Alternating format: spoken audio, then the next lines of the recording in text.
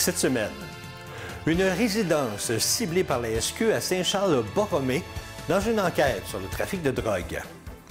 Une erreur à un arrêt-stop plonge un conducteur entre la vie et la mort à Saint-Félix-de-Valois. Et des entreprises canadiennes demandent de la prudence dans les négociations commerciales avec les États-Unis. Bonjour, ici Danny Bérubé. Bienvenue à vos actualités régionales.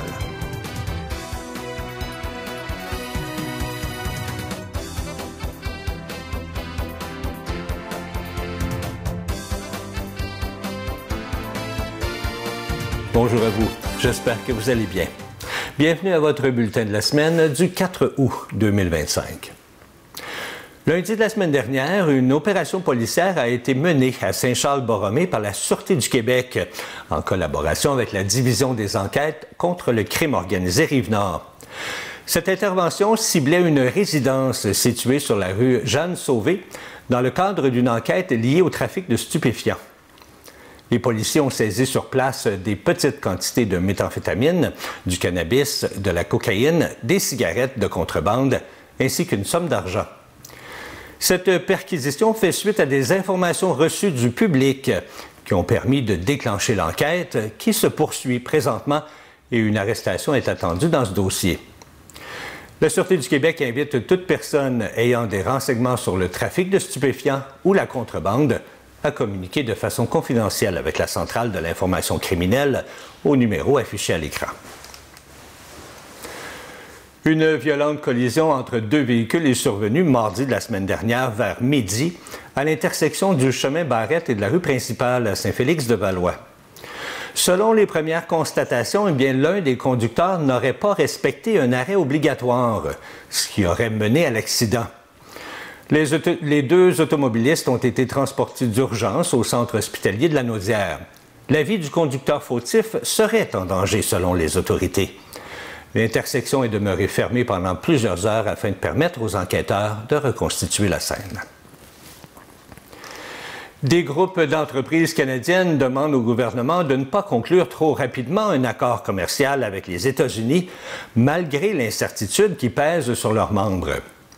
Depuis que le président américain Donald Trump a imposé des droits de douane de 35 % sur plusieurs produits canadiens, les représentants des petites entreprises, des producteurs d'acier et d'autres secteurs ont lancé un message clair. Mieux vaut aucun accord qu'un mauvais accord. Candace Lane, présidente de la Chambre de commerce du Canada, affirme qu'un peu plus de temps pourrait mener à des bénéfices durables pour l'économie nord-américaine.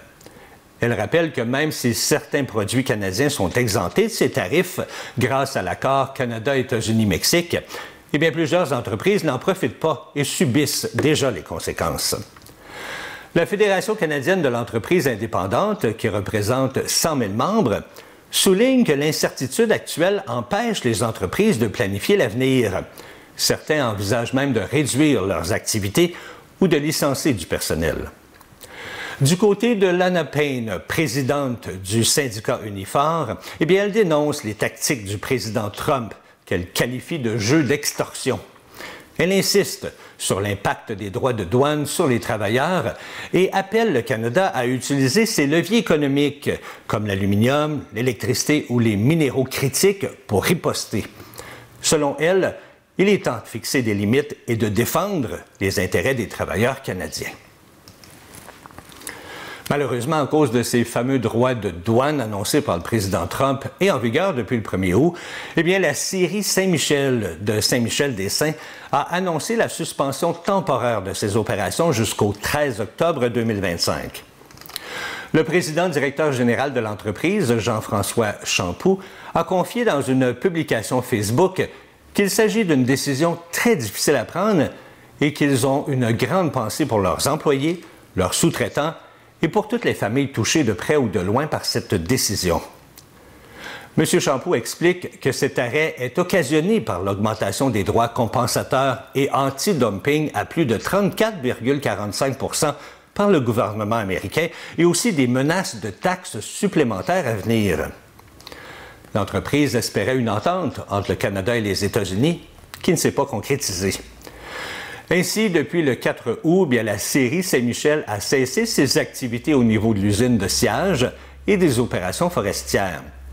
Pour ce qui est de l'usine de rabotage, eh bien, la suspension des opérations sera effective à compter du 18 août. Je vous parlais la semaine dernière de noyades. Eh bien, cette semaine, une nouvelle étude révèle qu'en moyenne, 7 personnes perdent la vie chaque année au Canada en tentant de sauver quelqu'un de la noyade. Entre janvier 2010 et décembre 2019, eh bien, 74 décès ont été recensés lors de sauvetages improvisés dans l'eau. L'étude, qui a analysé plus de 4500 noyades mortelles sur une période de 10 ans, montre que dans plus de la moitié des cas, une personne a tenté d'intervenir. Malheureusement, la majorité de ces sauveteurs n'avaient reçu aucune formation de sauvetage. Ils ont souvent risqué leur vie en essayant d'atteindre directement la personne en détresse.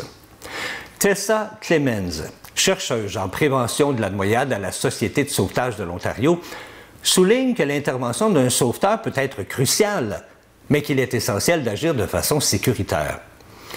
Elle recommande aux personnes non formées d'utiliser des méthodes sans contact, comme par exemple appeler à l'aide ou lancer un objet flottant comme un gilet de sauvetage, un jouet ou tout autre accessoire auquel la personne peut s'accrocher.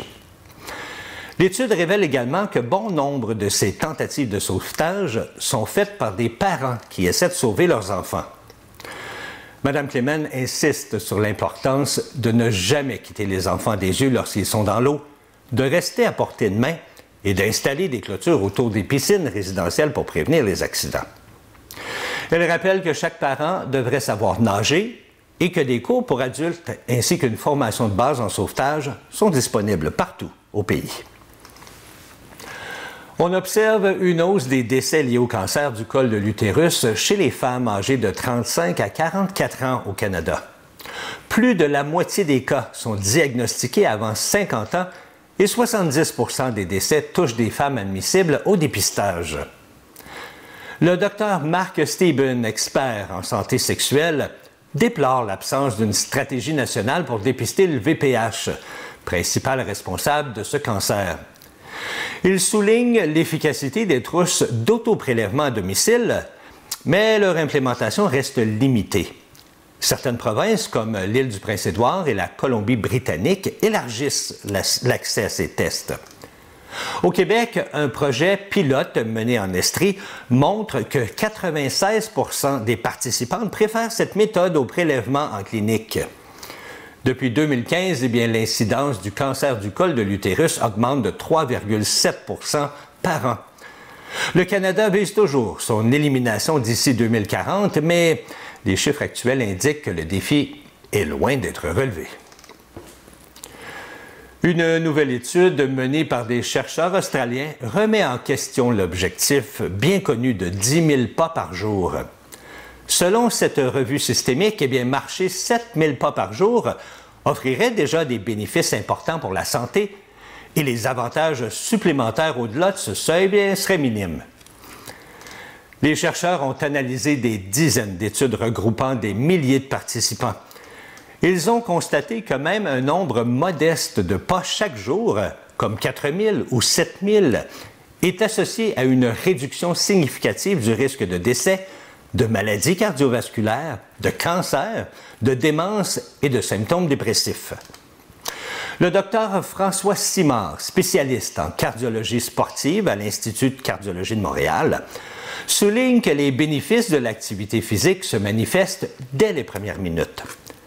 Il rappelle que des cibles comme 10 000 pas par jour ou 3 séances de 20 minutes par semaine peuvent parfois envoyer un message décourageant du type « tout ou rien ». Bien, selon lui, il est essentiel de promouvoir un message plus nuancé comme « chaque pas compte ».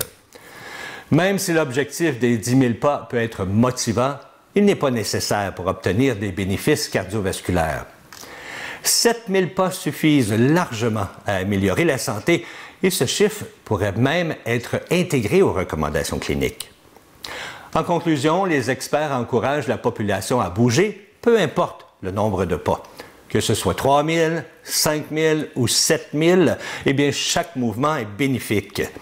Le plus important, c'est de commencer. Un effet secondaire inattendu des médicaments amaigrissants comme Ozempic et Wegovy fait parler de lui. On le nomme le visage Ozempic. Un phénomène qui touche surtout les personnes de plus de 40 ans ayant perdu beaucoup de poids. Eh bien, ça se manifeste par une peau flasque et un visage creusé, donnant une apparence vieillie. Le docteur Paul Jarrod Frank, chirurgien esthétique à New York, explique que cette perte de volume facial pousse de nombreux patients à recourir à la chirurgie esthétique. Remontée du visage, transfert de graisse et injection de remplisseurs sont en forte demande. Selon une étude américaine, eh bien, près d'un adulte sur 8 a déjà utilisé un médicament de type GLP-1 et 2 sur 5 l'ont fait uniquement pour maigrir. Kimberly Bongiorno, une utilisatrice de Wegovy, raconte qu'après avoir perdu 50 livres, eh bien, elle paraissait bien plus âgée qu'elle ne l'était. Elle a finalement opté pour une chirurgie du visage et du cou et affirme aujourd'hui que les gens la croient dans la quarantaine. Alors que ces médicaments continuent de gagner en popularité, eh bien, les professionnels de la santé rappellent que perdre du poids peut parfois venir avec des conséquences inattendues sur le miroir. La population du Québec pourrait plafonner autour de 9,2 millions d'habitants au cours des prochaines décennies. L'Institut de la statistique du Québec, l'ISQ, revoit à la baisse ses projections en raison d'une diminution prévue de la fécondité et de l'immigration. Entre 2025 et 2029, eh bien, le nombre de Québécois pourrait même légèrement reculer avant de connaître une croissance minime jusqu'en 2051. Montréal, en particulier, pourrait voir sa population diminuer de 4,5 %, alors que certaines régions comme la capitale nationale continuent de croître. Malgré cette baisse démographique, eh bien, les besoins en logement augmentent, notamment en raison du vieillissement de la population. Les personnes âgées vivent plus souvent seules, ce qui crée davantage de ménages et une demande accrue pour les logements collectifs. L'ISQ prévoit une hausse de 14 % des besoins de logement d'ici 2051, alors que la population ne croît que de 7 % sur la même période. Une autre étude intéressante cette semaine, elle a révélé que 53 % des propriétaires d'animaux québécois sont incapables de payer une facture de 1 000 $ et plus chez le vétérinaire, tandis que la moitié des ménages canadiens, soit 60 %, possèdent un animal de compagnie. L'étude menée par HelloSafe a aussi dévoilé qu'à peine 3,8 % des animaux au pays sont couverts par une assurance santé. Cette situation place le Canada loin derrière des pays comme la Suède ou le Royaume-Uni, alors qu'ils affichent respectivement des taux de 91 % et de 25 % en ce qui a trait à la couverture. Par ailleurs, moins de 3,8 % des chiens et des chats au Canada sont assurés, un taux qui est près de 20 fois inférieur à celui de la Suède. Les difficultés vécues par les propriétaires d'animaux se manifestent également au niveau du portefeuille, puisqu'une urgence vétérinaire peut coûter entre 800 et 2 500 $. Pour terminer, bien, le Canada se situe en 17e place sur une possibilité de 22 au classement mondial de l'assurance pour les animaux. Dans le cadre du 200e anniversaire de la municipalité de Saint-Gabriel-de-Brandon, eh bien, le mois d'août sera un mois assez mouvementé dans la région. Ce samedi 9 août, c'est la journée Exploration du côté du parc Gérald-Tellier au 1717 rue de Coix, dès 11 h. Au programme, on vous propose la fête du club de soccer, des essais de vélos de montagne, des vélos musicaux. Eh bien, plus tu pédales et plus la musique joue. Et finalement, la fameuse course colorée de 3 km, la masquée couleur, dès 14h30. On vous attend donc sur place dès 11 h. Il y aura des hot dogs et des Monsieur Poff jusqu'à épuisement des stocks, mais on vous demande à penser à apporter vos breuvages. Et la fin de semaine suivante, eh bien, c'est le petit mondial de pétanque, les 16 et 17 août, au Centre multifonctionnel des Jardins du Nord de la Naudière, qui est situé au 1111 chemin du Mont de la Naudière. On vous promet une fin de semaine exceptionnelle de pétanque, marquée par la présence de plusieurs champions canadiens.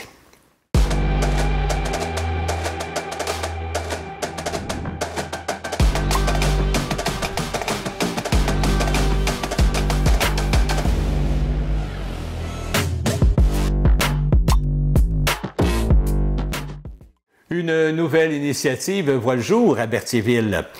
Les citoyens et visiteurs peuvent désormais emprunter gratuitement de l'équipement sportif au Parc Sainte-Geneviève. Cette centrale de prêt, baptisée Bouge Plus, est entièrement gérée par une équipe d'adolescents de la région. On y trouve des vélos, des draisiennes, ces petits vélos sans pédales pour les jeunes enfants, des trottinettes et des raquettes. Et ce n'est pas tout. Dès le mois d'octobre, la centrale sera relocalisée à la Cirbie, la Société de conservation, d'interprétation et de recherche de Berthier et ses îles.